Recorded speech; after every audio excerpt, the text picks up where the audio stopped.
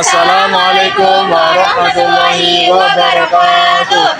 Kami dari kelas 12-6 kelompok 8 materi pelajaran sejarah akan menjelaskan materi tentang masa pemerintahan Presiden Republik Indonesia yang ke-6 yaitu Bapak Susilo Bambang Yudhoyono. Sebelum ke materi, izinkan kami perkenalan terlebih dahulu. Saya Suarjo sebagai moderator. Saya Yuni Krisgiani. Saya Ziana Oktaviani. Saya Ayuni Purbazatmika. Saya Zaratul Salama. Selamat menyaksikan. Saya akan menjelaskan materi pertama, yaitu tentang biografi. Beliau bernama lengkap Jenderal TNI Hor Purnawirawan Prof. Dr. Susilo Bambang Yudhoyono MA, atau biasa yang kita sering sebut Bapak SBY. Beliau lahir di Pacitan tanggal 9 September 1949. Dan latar belakang pendidikan beliau sangat banyak, salah satunya yang pertama, beliau lulusan terbaik Akabri tahun 1973 Adi Makayasa. Kemudian gelar S2, beliau dari Webster University Amerika Serikat. Kemudian yang ketiga, gelar doktor dari IPB. Dan yang terakhir, gelar guru besar ilmu ketahanan nasional, beliau dari Unhan. Beliau menjabat presiden selama dua periode, yaitu pada periode pertama tahun 2004 sampai 2009, beliau berdampingan dengan Bapak Yusuf Kala. Kemudian pada periode kedua, pada tahun 2009 sampai 2014, beliau berdampingan dengan Bapak Budiono. Pemerintahan beliau berfokus pada stabilitas ekonomi, anti korupsi, dan perdamaian. Dan kegiatan beliau setelah pensiun ini, beliau lebih banyak melukis, bermusik, dan menulis dan memberi pandangan kebangsaan. Saya Yuni Krisgiani di sini akan menjelaskan tentang kebijakan politik pada masa Presiden Susilo Bambang Yudhoyono, yaitu di periode pertama dahulu. Di periode pertama itu beliau tuh fokus sama stabilitas politik melalui koalisi. Nah, koalisi ini adalah kerjasama beberapa partai politik untuk mendukung pemerintahan agar kebijakan dapat berjalan dengan stabil. Nah, karena pada awal pemerintahan SBY itu nggak punya dukungan mayoritas di DPR, karena itu beliau itu membentuk koalisi partai politik biar untuk menjaga stabilitas pemerintahan. Terus tujuan yang pertama itu menghindari konflik politik berkepanjangan. Yang kedua, memperkuat dukungan kebijakan pemerintah di DPR. Yang ketiga itu menciptakan stabilitas pasca reformasi. Hasilnya itu pemerintahan relatif stabil dibanding era sebelumnya, yaitu eranya Pak Habibie sama Ibu Megawati. Terus kebijakan yang kedua yaitu reformasi birokrasi, yaitu pada ini tuh baru ada di pemerintahan SBY. Nama program itu reformasi birokrasi nasional. Fokusnya itu meningkatkan profesionalitas ASN. Yang kedua itu sistem rekrutmen berbasis merit, sama yang ketiga itu peningkatan pelayanan publik. Yang terakhir pengurangan korupsi di lembaga pemerintah. Langkah penting yang dilakukan tuh yang pertama itu menerapkan remunerasi atau tunjangan kinerja. Terus yang kedua modernisasi pelayanan publik, sama e-government mulai dikembangkan. Terus kebijakan yang ketiga yaitu penegakan hukum anti korupsi dan terorisme. Pada periode ini tuh juga kuat dalam penegakan hukumnya. Yang pertama di anti korupsi. Di anti korupsi itu pemerintah tuh memperkuatnya dengan adanya Komisi Pemberantasan Korupsi ya, atau KPK. Terus yang kedua itu banyak di sini tuh karena ada itu tuh banyak banget pejabat tinggi yang ditangkap, jadi meningkatkan kepercayaan publik kepada pemerintah. Terus di pemberantasan terorismenya itu baru ada setelah pasca bom Bali, yaitu di sini tuh adanya pembentukan Densus 88 sama kerjasama internasional anti teror. Dengan hal ini tuh Indonesia mulai dianggap berhasil menekan jaringan terorisme. Terus kebijakan yang keempat yaitu desentralisasi atau otonomi daerah, yaitu ini tuh melanjutkan kebijakan reformasi yang tadi, yaitu dengan memperkuat peran pemerintah dalam pemerintah daerah. Terus yang kedua meningkatkan pembangunan daerah, terus mempercepat pelayanan masyarakat. Tujuan utamanya itu pemerataan pembangunan sama mengurangi sentralisasi kekuasaan di Jakarta. Terus kebijakan yang kelima yaitu diplomasi Town Friend Zero Enemy.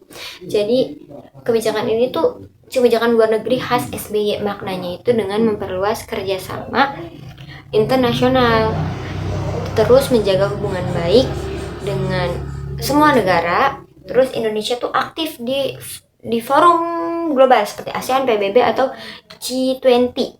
Hasilnya itu citra Indonesia meningkat di dunia nasional.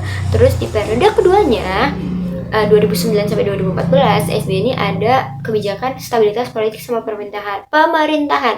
Fokusnya itu menjaga stabilitas setelah sukses di periode pertama. Periode pertama kan ada tuh. Terus sama mempertahankan koalisi partainya. Terus menjaga pertumbuhan demokrasi. Terus karena tiga ini tuh Indonesia dinilai sebagai negara demokrasi stabil di Asia pada saat itu. Terus kebijakan yang kedua yaitu reformasi birokrasi lanjutan. Jadi lanjutan dari yang sebelumnya. Reformasi itu dilanjutkan lebih luas dengan adanya pelayanan publik berbasis teknologi, terus peningkatan transformasi pemerintah, terus penguatan sistem pengawasan. Terus targetnya ini pemerintah yang bersih dan efektif. Terus kebijakan yang ketiga itu penguatan demokrasi dan HAM. Langkah penting di sini itu kebebasan pers semakin luas. Terus pemilu berlangsung demokratis, terus peran masyarakat sipil meningkat, terus Indonesia nih diakui sebagai negara demokrasi terbesar ketiga di dunia. Terus yang keempat nih, kebijakan yang keempat di periode kedua yaitu kebijakan luar negeri dan diplomasi global. Di periode kedua ini Indonesia makin aktif di dunia global gitu loh, kayak jadi anggota G20 apaan, terus mediator konflik internasional, terus isu perubahan iklim dan perdamaian. Terus yang jadinya tuh Indonesia dikenal sebagai negara muslim demokratis yang moderat.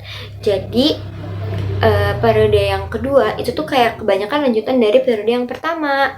Selanjutnya, saya akan menjelaskan tentang materi yang ketiga, yaitu tentang kebijakan ekonomi pada masa pemerintahan Susilo Bambang Yudhoyono dari periode 1 tahun 2004 sampai tahun 2009 dan periode 2 tahun 2009 sampai 2014. Untuk yang pertama kita jelaskan yaitu tentang kebijakan ekonomi pada masa pemerintahan Susilo Bambang Yudhoyono periode 1 tahun 2004 sampai 2009. Kita masuk ke poin yang pertama, yaitu tentang kebijakan energi dan fiskal atau subsidi BBM. Nah teman-teman, saat itu harga minyak mentah dunia naik drastis loh. Terus juga karena Indonesia sudah mulai mengimpor minyak, biaya subsidi BBM mulai membengkak dan bisa membuat uang negara habis hanya untuk bensin saja loh. Nah teman-teman, pada saat itu Susilo Bambang Yudhoyono atau bisa disebut juga dengan SBY mengambil langkah berani dengan menaikkan harga BBM agar uang negara tidak bocor. Namun, saat harga minyak dunia itu turun, pemerintah juga menurunkan harga BBM tersebut, teman-teman. Nah, ini yang menjadikan pertama kali dalam sejarah Indonesia harga BBM turun. Kira-kira kebijakan ekonomi ini ada tujuannya nggak ya? Kebijakan energi dan fiskal itu ada tujuannya loh, yaitu menyelamatkan uang kas negara supaya tetap bisa membiayai pembangunan lain. Kita lanjut ke poin yang kedua ya. Nah, yang kedua itu adalah pemotongan anggaran infrastruktur sementara.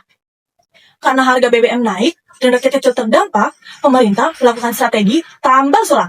Kira-kira apa ya tambal sulam itu? Tambal sulam itu adalah strategi pengalihan dana secara cepat dari satu sektor ke sektor yang lain yang lebih mendesak atau lebih membutuhkan sih. Nah teman-teman, pembangunan jalan atau gedung besar tuh ditunda sementara loh. Kalau ditunda sementara, kira-kira uangnya kemana ya? Nah teman-teman, kalian pasti nanyain kan, uangnya kemana ya? Karena kan ditunda sementara. Nah, uangnya tuh teman-teman dialihkan menjadi bantuan langsung untuk rakyat miskin yang kaget dengan kenaikan harga barang yang melonjak. Nah teman-teman, inilah cikal bakal dari BLT. Apa sih BLT itu? BLT itu bantuan langsung tunai. Poin yang ketiga yaitu ekonomi syariah. Pada periode ini, pemerintah ingin menggali potensi ke ekonomi yang berbasis Islam, yang selama ini ternyata kurang terorganisir. Yang kedua yaitu Badan Wakaf Indonesia atau BWI. Dibentuk agar pengelolaan tanah dan uang wakaf lebih profesional untuk kepentingan umat. Nah, untuk yang ketiga yaitu SBSN. SBSN itu singkatan dari Surat Berharga Syariah Negara atau disebut juga dengan Sukuk. Pemerintah meminjam modal dari masyarakat atau investor dengan prinsip syariah. Nah, prinsip syariah itu tidak ada bunga atau riba untuk membiayai proyek negara. Nah, terakhir ada zakat. Mulai diatur lebih baik melalui lembaga seperti Baznas agar penyalurannya tepat sasaran untuk mengurangi kemiskinan. Nah, teman-teman, itulah 3 poin yang sudah saya sampaikan untuk kebijakan ekonomi masa pemerintahan Bapak Susilo Bambang Yudhoyono periode 1 tahun 2004 sampai 2009. Teman-teman, ada yang tahu nggak sih ketika masa pemerintahan Bapak Susilo Bambang Yudhoyono itu menghadapi krisis global atau tidak ya? Ternyata, ketika masa pemerintahan Susilo Bambang Yudhoyono itu menghadapi krisis global loh pada tahun 2008. Nah teman-teman, pada tahun 2008 itu terjadi krisis ekonomi yang hebat di Amerika yang berdampak ke seluruh dunia. Kira-kira mengapa Indo masih bisa selamat dari krisis ekonomi tersebut ya? Nah, karena ekonomi kita saat itu didorong oleh konsumsi rumah tangga. Dengan adanya BLT dan BOS, rakyat kecil tetap punya uang untuk belanja. Sehingga roda ekonomi dalam negeri terus berputar. Meskipun ekspor ke luar negeri sedang lesu. Selanjutnya, saya akan menjelaskan tentang nomor 2, yaitu kebijakan ekonomi pada masa pemerintahan Susilo Bambang Yudhoyono periode 2 tahun 2009 sampai 2014. Untuk poin yang pertama yaitu penguatan ekonomi domestik. Saat ekspor ke luar negeri sedang lesu karena krisis global, SBY fokus agar rakyat di dalam negeri tetap belanja. Kira-kira caranya gimana ya teman-teman? Nah, caranya dengan menjaga stok barang dan memberikan bantuan tunai agar roda ekonomi tetap berputar meski dunia sedang krisis. Untuk poin yang kedua yaitu pengendalian inflasi. Pemerintah bekerja sama dengan Bank Indonesia atau bisa disebut dengan BI untuk memantau harga pangan seperti beras dan daging. Jika harga mulai naik, pemerintah melakukan operasi pasar agar harga tetap kembali stabil sehingga uang rakyat tetap bernilai. Untuk poin yang ketiga, yaitu keseimbangan fiskal. Pemerintah menjaga agar hutang negara tidak terlalu besar dan defisit anggaran atau pengeluaran yang lebih besar dari pendapatan tetap di bawah batas aman, sekitar 2,5% dari PDB. Ini penting agar Indonesia tidak bangkrut loh teman-teman. Poin yang keempat, penyesuaian subsidi BBM dan bantuan sosial. Subsidi BBM dikurangi karena harganya sangat mahal loh di pasar dunia. Uang yang tadinya untuk mensubsidi bensin yang banyak dinikmati orang bermobil dialihkan menjadi BLSM. Apa sih BLSM itu? BLSM itu adalah bantuan langsung sementara masyarakat untuk rakyat miskin agar mereka tidak kaget saat harga barang naik. Untuk poin yang kelima adalah paket kebijakan ekonomi.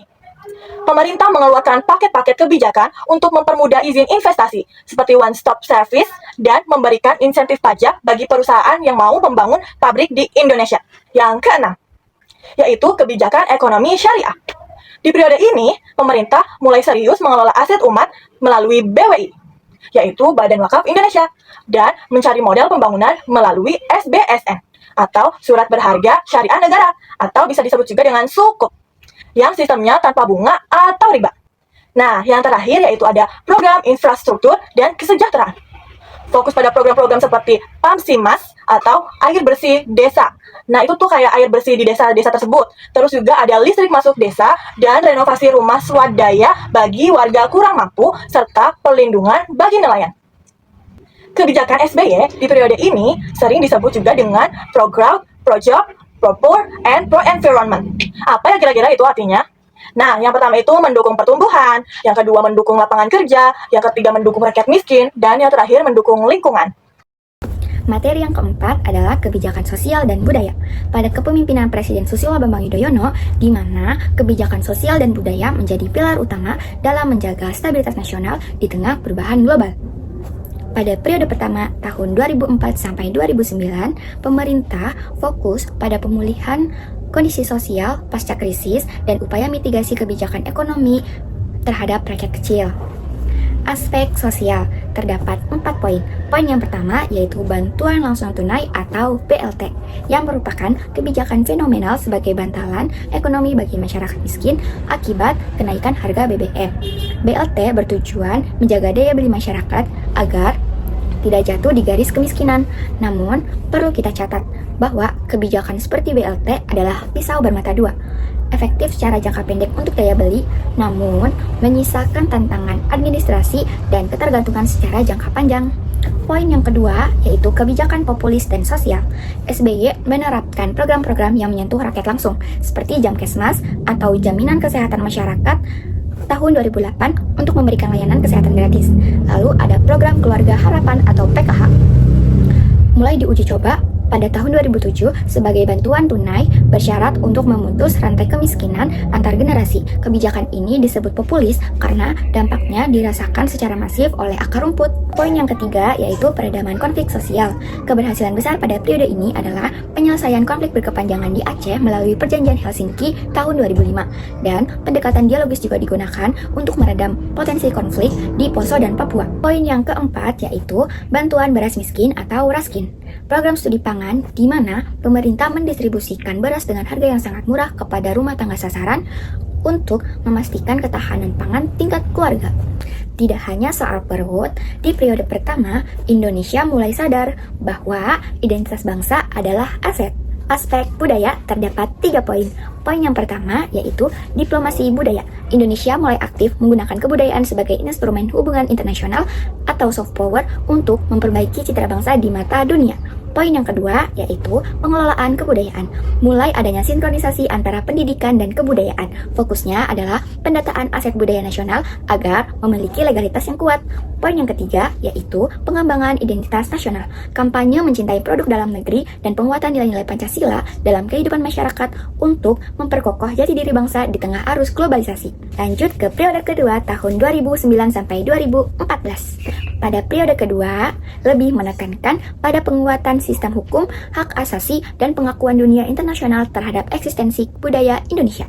Aspek sosial terdapat 4 poin. Poin yang pertama yaitu stabilitas dan peredaman konflik.